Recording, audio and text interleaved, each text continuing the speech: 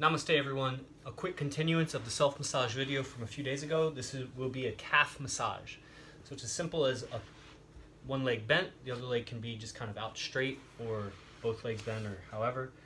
And the shin bone, you want to go just inside of that shin bone and you're kind of tracing that. And however you do it, I like to walk my hands. I'm very slow and methodical with it. I'm looking to tune into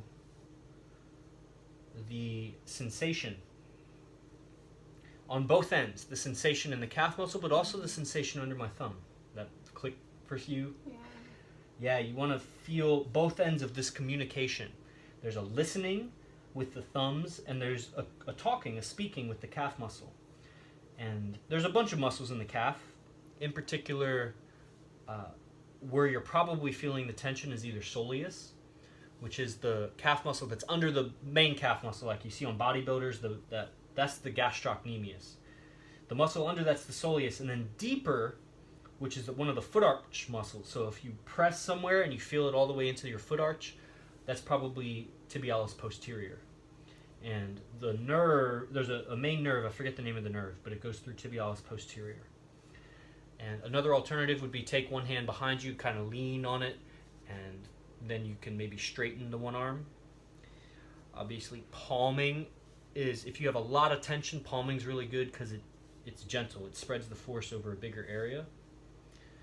Or even things like using your knuckles or your fists. Again, I'm looking for that two-way communication. And I want to make it a yoga practice. So drop your tongue, breathe easy. And like my teacher Jason says, make it as lazy as possible. Which is another way of saying making it very efficient. You want it to feel, if you want to go down into the foot. There's so much. Self-massage is a huge, it's basically a subject in itself. And if you find a good juicy spot that's got a lot of sensation, maybe you want to press and hold. And this is how you gain the sensitivity to give someone else a massage. This feels so good. So there's going to be a refrigerator buzzing sound in the background. It releases my neck to press on my calf muscles. And after this, we're about to do like partners. So we'll do partner massage after this and work on each other's calves. But this is another seated position, would be something like that. And now I'm working the other side. Maybe I can be a little further from the camera. Yeah. So I like to alternate. It's called a walking meditation with the hands. I'm using the thumbs because I'm very familiar with my body. The thumb is a pretty sharp tool. It's much safer and gentler to just use the palms or even the fists. I think of it like a handstand training. So I'm just looking for straight. This actually feels incredible to go to the back of the hands. Wow. I like it right here. What is this supposed to be? That's your gastrocnemius. But there's a lot of attachments, like it might be the hamstring attachment or the adductor attachment. You feel it down that way? A little bit. To this toe. That might be like peroneus longus. I'd have to look it up. So you get basically the premise. It's a walking with a soft face, like a yoga practice. They call it Thai yoga for a reason. And if you find a really good spot, maybe you want to stay there a little longer. The key is not to transfer the tension from one area of your body into another. You're looking to dissipate the tension completely, so that means use your breath and use gravity. A lot of the muscles that are responsible for pushing the arms forward are secondary breathing muscles. So the effort of breathing can,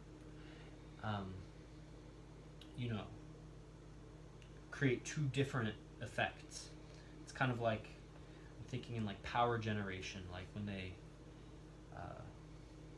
you burn coal to make, to heat up water for electricity, and then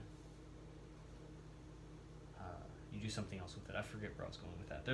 There's a second, like a byproduct. Like when you cook coal, I'm trying to remember what it is.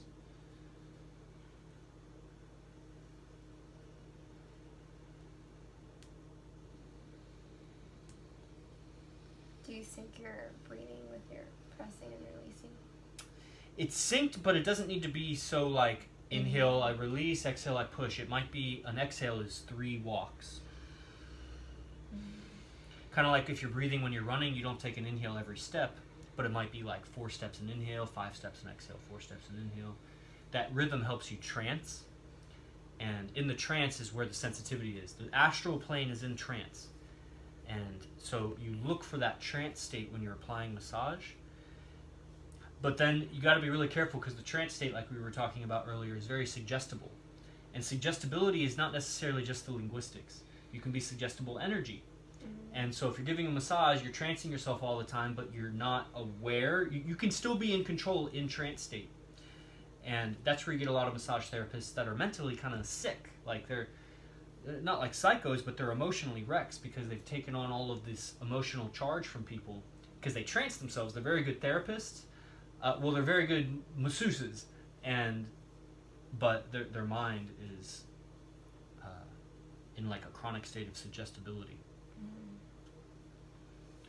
So that's basically the calf muscles. There's more to do. Notice I did like a little sweep at the end. That's often really good to like integrate. And we'll see you in the next one. Namaste. Oh, and feel free to subscribe to the channel and donate below. There's a link for that.